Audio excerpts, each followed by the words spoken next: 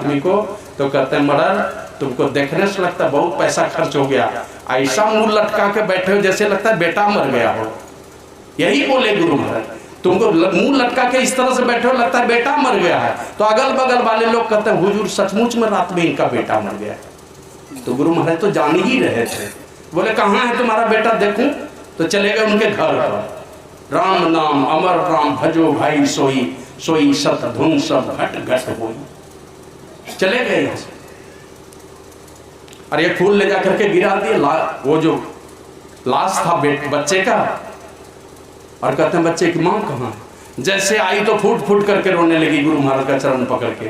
तो गुरु महाराज कहते हैं उठाओ बच्चे को, उठाओ बच्चे को, उठाओ बच्चे को। तो गोद में उठा लेते, जाओ दूध पिलाओ, दूध पिलाओ बच्चे को। अब गुरु महाराज बोल रहे हैं दूध पिलाओ, और उसको लगता है कि बच्चा मरा हुआ इसको क्या दूध पिलाएंगे। तो दूसरे महात्मा लोग कहते हैं जब गुरु महाराज बोल रहे हैं दूध पिलाने के लिए तो दूध पिलाओ ना। अब जैसे बोला सीने से लगाया जैसे बेटे को, तो बेटा जिंदा होकर पीने लगा। और जिंदा ही नहीं, वो 95 बरस जिया वो लड़का आगे चल करके। ये बभनगमा की घटना आप लोग सुने ना। तो मजाल नहीं है कि कोई संत पुरुष चाह ले और उनकी मर्जी के खिलाफ इस दुनिया से कोई मर के चला जाए। बाबा देवी साहब के विषय सुने हैं ना, सत्संग कर रहे थे, आया एक आदमी चिता रच दिया, लाश को डाला उस पर और दिया अग्नि प्रज्वलित करके। तो लोग बोल रहे हैं कि बाबा साहब सत्संग कर रहे हैं, और दिया यहाँ से अब बदबू आएगी तो जरूर बिगड़ेगा। तो लोग कहते हैं कि वो 5 घंटा सत्संग करेगा तो बैठे रहेंगे हम लोग। दिया आग लगा के, तो लाश जले तो बदबू तो आएगी ही। अब बाबा साहब उठे लाठी लेके, तो जो जलाने वाला था ना वो देख लिया कि बाबा साहब लाठी लेके उठे हैं, मारेगा जरूर हम लोगों को। तो ये जो दौड़े ना, तो सब जलाने वाला सब भागा, तो वो तो भागा ही, वो जलती हुई जो लाश थी तो वो भी जिंदा होके भाग गया।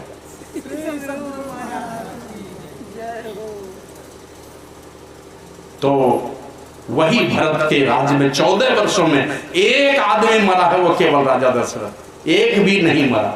कि प्रभु श्री राम की जो पूंजी है, ये सारी प्रजा भी उन्हीं की पूंजी है, उसमें से एक भी नहीं घटने देना, सब पूंजी जिम्मा लगाया।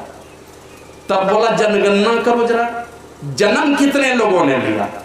तो पता चला जनगणना में एक भी आदमी जन्म नहीं लिया 14 साल में। मतलब भरत जी जैसे संत जब 14 वर्षों के लिए राजा बने, तो उनकी प्रेरणा से लोगों के मन में एक संकल्प आया कि हमको अपने अयोध्या का बजट बढ़ाना है, पूंजी बढ़ानी है। गुरु वशिष्ठ जानते थे कि भरत राजा बनेगा तो 10 गुना पूंजी बढ़ने वाली है, तो उसमें सब लोगों ने समर्थन दे दिया, और 14 वर्षों तक सारी प्रजा ने ब्रह्मचर्य व्रत का संकल्प ले लिया, एक भी बच्चा जन्म ही नहीं लिया।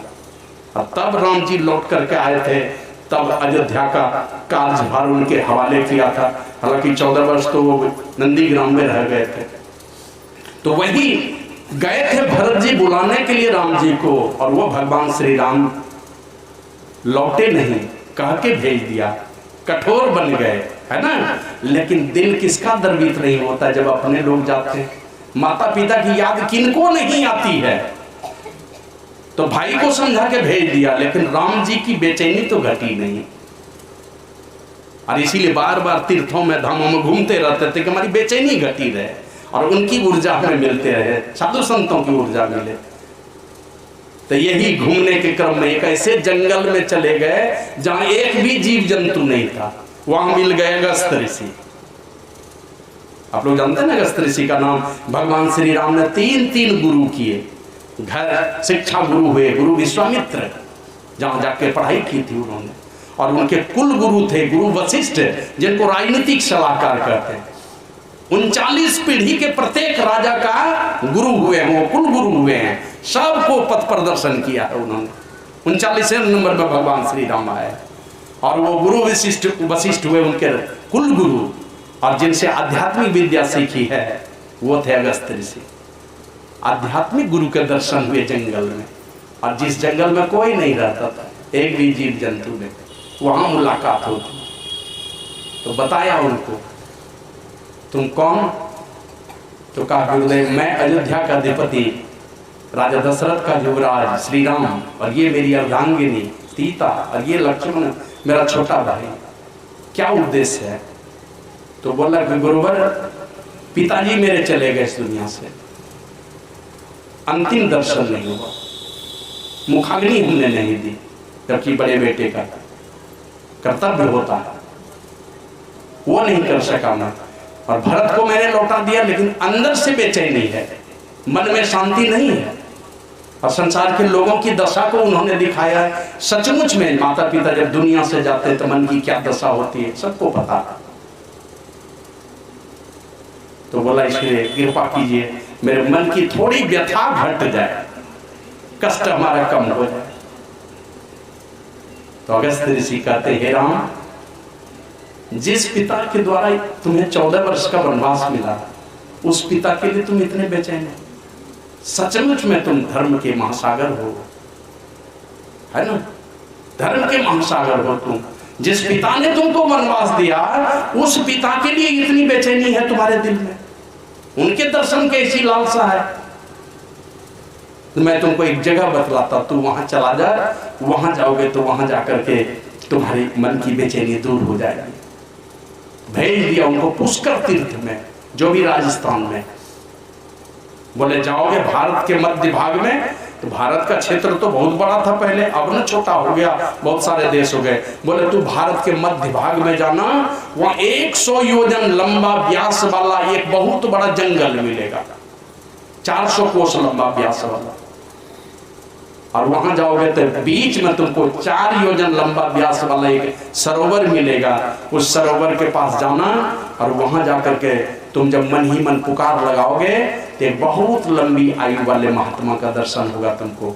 वे हैं मृकंडू ऋषि का पुत्र मार्कंडेय ऋषि, उनके दर्शन होंगे तुमको।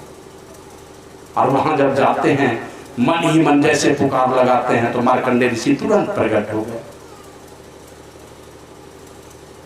गुरु महाराज लिखते हैं, गुरु दाता दयाल वह काटे जमजाल, अब पल में निहाल करे, पल में कर दे निहाल हो साधु गुरु।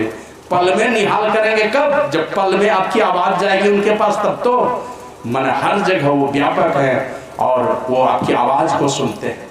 कहाँ ऐसा सीसीटीवी लगा हुआ है, आप क्या क्या कर रहे हैं, प्रत्येक भक्त की खबर लेने वाले लोग। तो जैसे पुकारा, मार्कंडेय ऋषि प्रकट हो गए। परिचय पूछा तो बता दिया, मैं राजा दशरथ का पुत्र हूँ, और भी बहुत सारी बातों की चर्चा हुई। फिर दोहराते, हे राम, सचमुच में तुम धर्म के महासागर हो, इतने धर्मात्मक पुत्र तो जल्दी लोगों को मिलते नहीं, क्या इच्छा है तुम्हारी? का बस पिताजी चले गए दुनिया से, मन में बड़ी बेचैनी है, मन में शांति नहीं है, कोई उपाय कर दीजिए। तो मार्कंडेय ऋषि ने कहा कि मैं फलाने दिन आऊंगा और तब तुम्हारी इस व्यथा का निवारण करूंगा।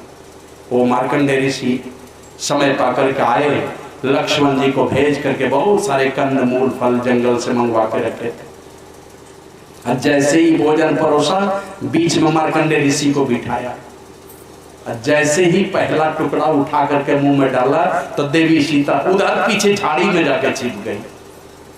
तो प्रभु श्री राम तो सारा नजारा देख लिए, और देख करके तब देवी सीता से पूछते कि देवी ये बताओ, वो झाड़ी में जाके छिप के तुम क्या कर रही थी? जब इतने इतने महापुरुष यहाँ भोजन करने बैठे थे, तुमको भोजन कराना चाहिए।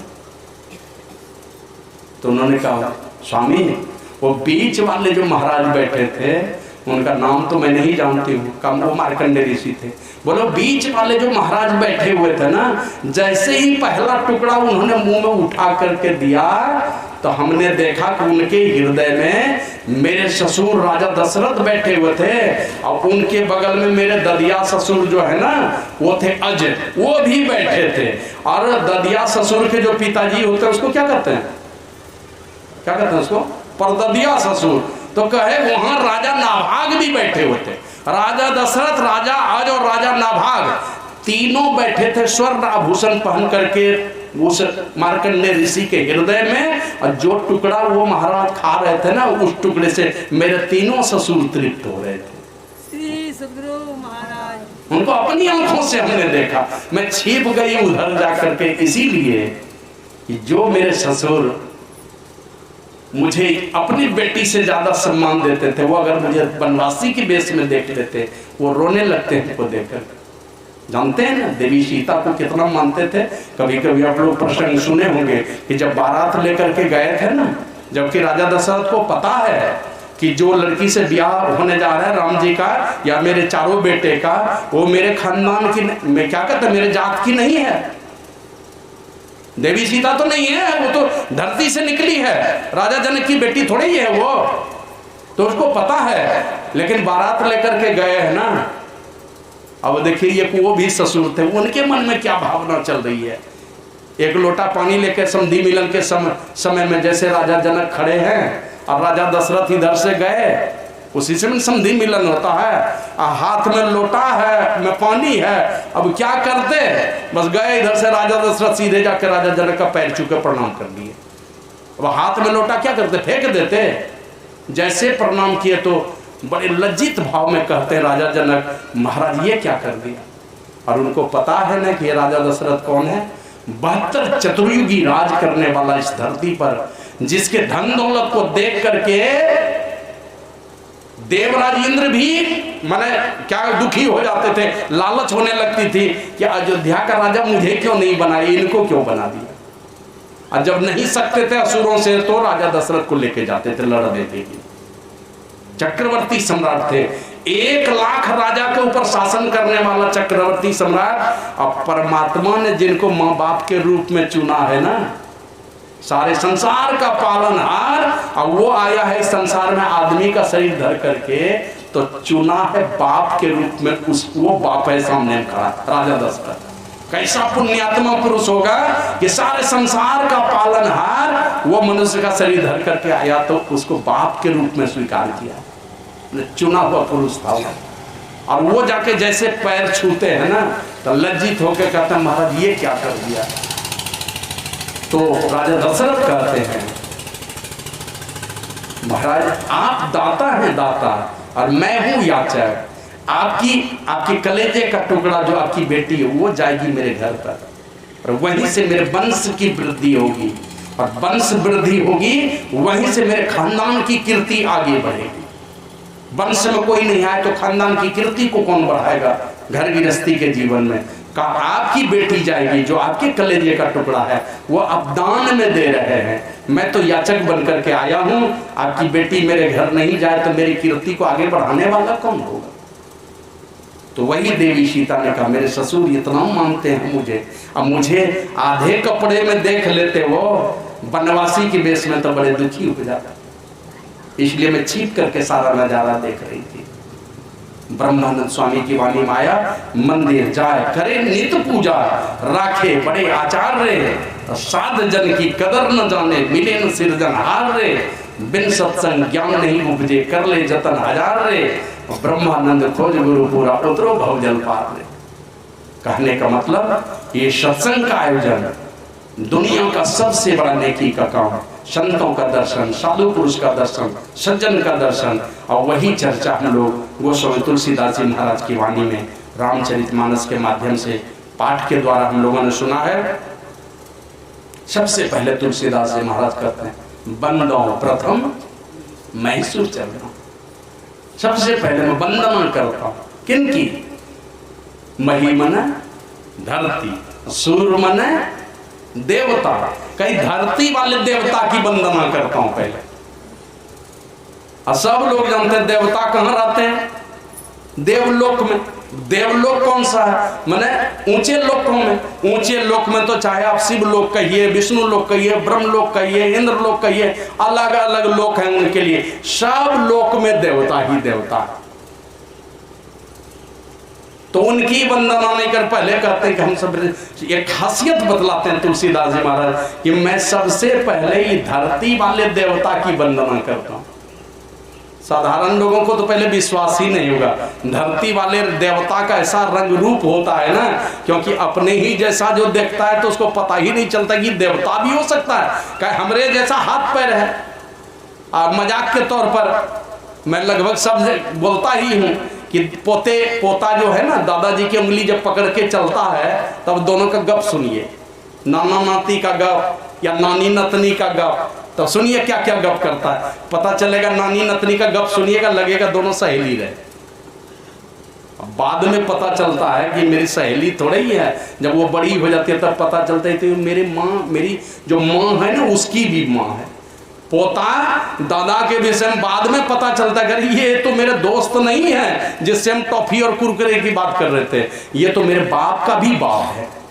उसी प्रकार धरती वाले जो देवता हैं उसका शरीर हम लोग जैसा जो है ना, इसीलिए पेच खा जाते हैं, पहचान में नहीं आते। कहते धरती वाले देवता की वंदना करता हूं, 33 कोट देवी देवता सब स्वर्गलोकवासी हैं, उसी में गुरुदेव भी हैं जो मनुष्य शरीरधारी होकर के इस संसार में आते हैं। हमारे गुरु महाराज लिखे हैं, गुरु निज भेद बतलावे, है ना, बिना गुरु की कृपा पाए नहीं जीवन उधारा है। कहां से? कहते फंसी श्रुति आई यम फांसी। सूरत जो है ना परमात्मा से बिछुड़ के इस संसार में आई, यम के फांस में फंस गई। अयन सुधी अपनी नासी, अयन मन होता अपना निजी घर, अपने घर की सुधी भूल करके और इसी संसार में आकर के जम के फांस में फंस गई और भई भव शोक की वासी दुखदाई संसार में आकर के फंस गई। कठिन जहां से उद्धार, जहां से बहुत ही कठिन है उद्धार, तो कहते हैं गुरु निज भेद बतलावे। गुरु हमारा और आपका भेद बतलाते हैं कि तुम शेर रूपी परमात्मा के संतान हो, और ये संसार में जो क्या कहते हैं इंद्रिय रूपी भेड़ बकरी के चक्कर में पड़े हो ना, तुम इसके संतान नहीं हो, तुम तो हो शेर रूपी परमात्मा के संतान। तो गुरु निज भेद बतलावे, सूरत को राह दर्शावे, इस सूरत को रास्ता दिखलाते हैं कि तुम कहां से आए हो, उलट करके उसी दिशा में चलो। और गुरु निज भेद बतलावे, सूरत को राह दर्शावे, जीव हित आप ही आवे, सूरत को आई तारा। जीव के उद्धार के लिए आते हैं संसार में और हमारी सूरत को तार करके उस परमात्मा में ले जाकर मिला देते हैं। एक आदमी कुएं में गिर गया, हल्ला हुआ, दौड़ा बहुत आदमी बचाने के लिए, तो एक आदमी हिम्मत करके उस आदमी को निकालने के लिए कुएं में उतर गया। तो बाद में आया कुछ लोग, देखा झांक के, देखा कुएं में 2 आदमी है, हल्ला करने लगा, उधर जा करके 2 आदमी गिर गया कुएं में, 2 आदमी गिर गया। तो पहले से जो देखा था ना वो कहता है कि अरे 2 आदमी गिरा थोड़े है, एक आदमी गिरा है और दूसरा आदमी तो उतरा है, दोनों नहीं गिरा है कुएं में, एक कुएं में गिरा है और दूसरा आदमी गिरे हुए आदमी को निकालने के लिए कुएं में उतरा है। तो उसी तरह हम लोग यहाँ संसार में गिरे हैं, संत सदगुरु परमात्मा ही स्वयं सदगुरु का रूप लेकर के हमें उद्धार करने के लिए इस दुनिया में आए हैं। गुरु निज भेद बतलावे, सूरत को राह दर्शावे, जीव हित आप ही आवे, वो जीव के उद्धार के लिए संसार में आते हैं। तुलसीदास जी महाराज कहते हैं ये धरती वाले जो देवता हैं, पहले मैं इसकी वंदना करता हूं जो जीवों के उद्धार के लिए आते हैं। और इसमें खासियत क्या है कि संसार में जितने देवी देवता का नाम सुना, ऐसे शास्त्र में कोई 33 करोड़ कहते हैं, लेकिन वास्तव में 33 कोट है, 33 प्रकार के देवता। तो जो भी माने, आपकी अपनी मान्यता जो माने, तो 33 कोट देवता में कहते इनमें एक सामर्थ्य है और उनमें एक कमजोरी है। क्या है उनमें कमजोरी? एक की पूजा करें तो दूसरे नाराज, दूसरे की करें तो तीसरे नाराज, और ये वाले हैं तो इनकी पूजा करें वो सब एक साथ गदगद, एक भी नाराज नहीं, इनकी पूजा करेंगे तो है ये मनुष्य शरीरधारी वाले, क्योंकि इसके अंदर में एक सामर्थ्य है। तुलसीदास जी महाराज कहते हैं मोह जनित संशय से, आपके अंदर में अज्ञानता से उत्पन्न होने वाले जो भी संशय है, रामचरितमानस में तो लिखा है मोह सकल व्याधिन कर मूला, सारे व्याधियों का मूल है वो, वही पैदा करता है, और सारे व्याधियों का मूल अज्ञानता है, और इसी अज्ञानता से सारे विकार, सारे मन के रोग पैदा होते हैं। लेकिन ये वाले जो देवता हैं मोह जनित संशय से वरना, सारे संशयों का हरण करने का सामर्थ्य इनके पास में, सारे संशयों का निदान कर देंगे।